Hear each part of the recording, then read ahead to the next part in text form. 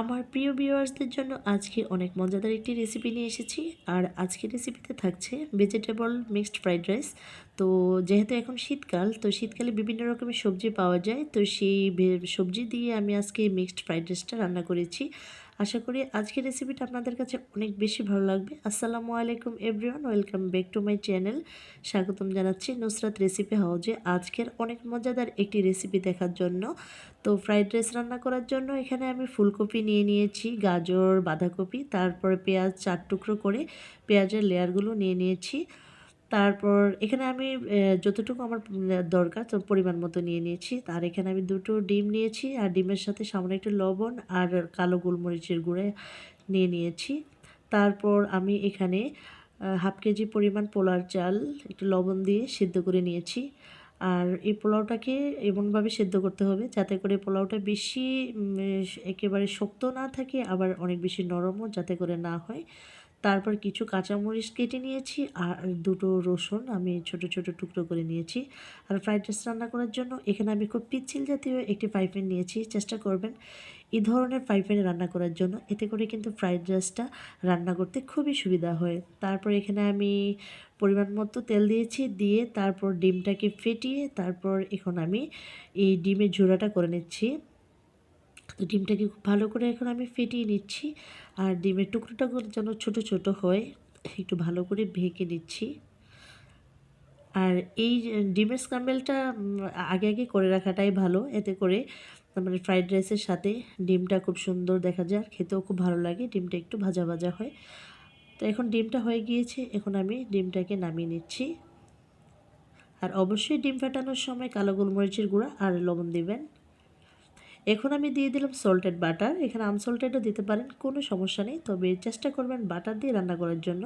আর যদি বাটার না থাকে তাহলে সয়াবিন তেল দিয়েও করতে পারেন, তবে বাটার দিয়ে করলে স্বাদটা থাকবে অনেক।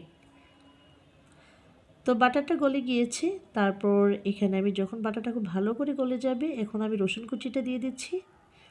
রসুন কুচিটা দিয়ে খুব ভালো করে আমি একটু নেড়েচেড়ে দিচ্ছি। আর এই রসুনটাকে কিন্তু বেশি ভাজা যাবে না, সামান্য একটু ভাজা হলেই হবে।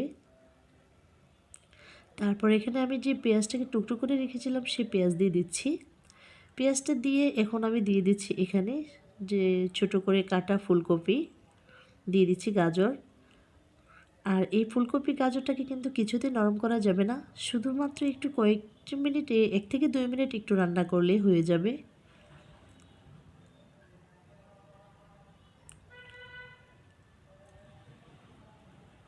তারপর এখানে আমি দিয়ে দিচ্ছি পরিমাণ মতো লবণ। এখন লবণটা দিয়েও আমি আবারও ভালো করে একটু নেড়েচেড়ে দিচ্ছি। আর এই অবস্থায় চুলার হিট থাকতে হবে একেবারে হাই হিটে, কোনোভাবে যেন সবজি থেকে কোনো পানি না ওঠে। খুব ভালো করে এখন নেড়েচেড়ে দিচ্ছি।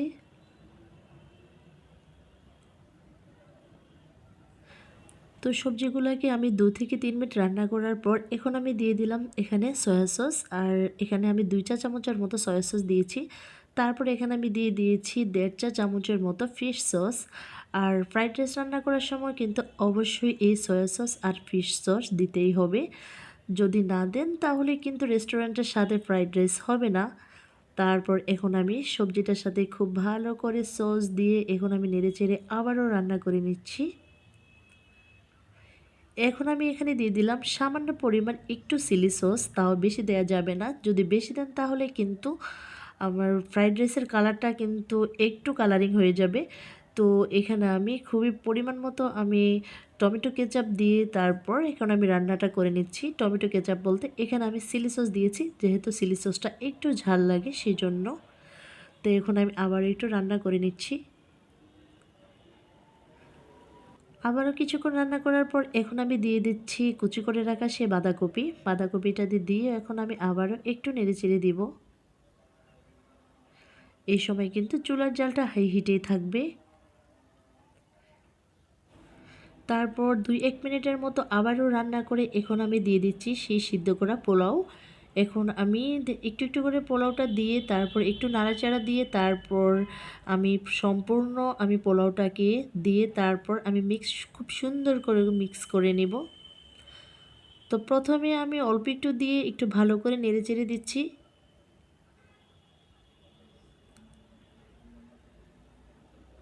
তারপর বাকি পোলাওটা দিয়ে আবারও খুব ভালো করে মিক্স করে নেব। রেস্টুরেন্টের স্বাদে ফ্রাইড রাইস রান্না করতে হলে আজকে আমি যে উপাদানগুলো আমি ব্যবহার করেছি তা কিন্তু অবশ্যই ব্যবহার করতে হবে। আমি যেভাবে ফ্রাইড রাইস রান্না করেছি তা কিন্তু রেস্টুরেন্ট থেকে কোনো অংশে কম হয়নি। তো আপনারা যখন নিজে তৈরি করবেন তখনই কিন্তু বুঝবেন। তো আমার চাইতে অনেক আপুরা মাশাআল্লাহ অনেক ভালো রান্না করতে পারেন। তারপরও আমি যেভাবে সবসময় আমি ঘরোয়া রান্নাটা আমি করে থাকি সেই রেসিপিটাই আমি আপনাদের সাথে শেয়ার করে থাকি। আর ফ্রাইড রাইস রান্নার জন্য আমি যে এখানে পোলাওটা আমি দিয়েছি, আর এই পোলাওটা কিন্তু খুব সুন্দর মতো করে রান্না করতে হবে। পোলাও চালটাকে প্রথমে 10 থেকে 15 মিনিট একটু ভিজিয়ে রাখবেন। তারপর ফুটন্ত পানিতে সামান্য একটু লবণ আর সয়াবিন তেল দিয়ে দিবেন। তারপর পোলাও চালটাকে দিয়ে 5-7 মিনিট একেবারে ফুটিয়ে নিলেই দেখবেন পোলাওটা হয়ে যাবে। তারপর একটা টুকরিতে পোলাওটাকে ছেঁকে তারপর সাথে সাথে ঠান্ডা পানি দিয়ে একটু ভালো করে ধুয়ে নেবেন। এতে করে গরমের যে ভাবটা সেটা চলে যাবে আর পোলাওটাও নরম হবে না। তারপর একটা ডিশের মধ্যে পোলাওটাকে সুন্দর মতো করে ছড়িয়ে তারপর ফ্যানের নিচে দিয়ে এই পোলাওটাকে ঠান্ডা করে নেবেন। এতে করে দেখবেন আপনাদের পোলাওটাও ঠিক আমার মতো সেমভাবে ঝরঝরা হবে। তো আপনাদের সাথে কথা বলতে বলতে আপনারা দেখেই বুঝতে পাচ্ছেন এখানে কিন্তু আমি কালো গোলমরিচ গুঁড়া আর দিয়েছি এখানে কাঁচামরিচ পাকিয়ে দিয়ে এখন আমি সুন্দর মতো নেড়েচেড়ে করে আমি তারপর যে ডিমটাকে আমি স্ক্রাম্বল করে রেখেছিলাম সেই ডিমটাকে আমি এখন দিয়ে দিচ্ছি। দিয়ে এখন আমি খুব সুন্দর মতো করে ফ্রাইড রাইসের সাথে এই ডিমটাকে আমি ভালো করে মিক্স করে নেব। তো আশা করছি আমার আজকের এই ফ্রাইড রাইসের সম্পূর্ণ স্টেপস আপনারা বুঝে যাবেন। তো আশা করছি আমার রেসিপিটাও আপনাদের কাছে অনেক বেশি ভালো লাগবে। আর আমার রেসিপির যদি কোনো অংশে একটু যদি ভালো লেগে থাকে তাহলে আমার ভিডিওতে অবশ্যই একটা লাইক দিবেন আর কমেন্টস করে জানিয়ে দিবেন যে আমার আজকের রেসিপিটা কেমন হয়েছে। আর সব আপুদের মাঝে আমি একটা রিকোয়েস্ট করতে চাই, যারা এখনও আমার চ্যানেলটি সাবস্ক্রাইব করেনি তারা প্লিজ আমার চ্যানেলটি সাবস্ক্রাইব করে আমার পাশে থাকবেন আর বেল বাটনটি অবশ্যই অন করে রাখবেন, যাতে করে আমার পরবর্তী ভিডিও নোটিফিকেশনটা আপনারা অতি সহজে পেয়ে যান। তো দেখতে পাচ্ছেন যে আমার ফ্রাইড রাইসটাও মাশাআল্লাহ খুবই ঝরঝরা হয়েছে, আলহামদুলিল্লাহ খেতে খুবই ভালো হয়েছে। আর আপনারা এই ফ্রাইড রাইসটা চিকেন ফ্রাই বা চিকেন রোস্ট যেটা দিয়ে যে যেভাবে খেতে পছন্দ করেন সেভাবে খেতে পারেন। তো যেহেতু এখন শীতকালে তো অবশ্যই বিভিন্ন রকমের সবজি পাওয়া যায়। তো পেঁয়াজের যে কলিটা আমি যখন রান্না করেছিলাম সে পেঁয়াজের কলি পাই নাই। তো আপনারা যখন রান্না করবেন অবশ্যই চেষ্টা করবেন পেঁয়াজের কলি দেওয়ার জন্য। এতে করে কিন্তু ফ্রাইড রাইসটা দেখতে অনেক সুন্দর লাগবে। তো পেঁয়াজ কলির মধ্যে কিন্তু কোনো স্বাদের কোনো পরিবর্তন নেই। তো আজকের জন্য আমি এখানেই বিদায় নিচ্ছি। ভালো থাকবেন সবাই। আল্লাহ হাফেজ।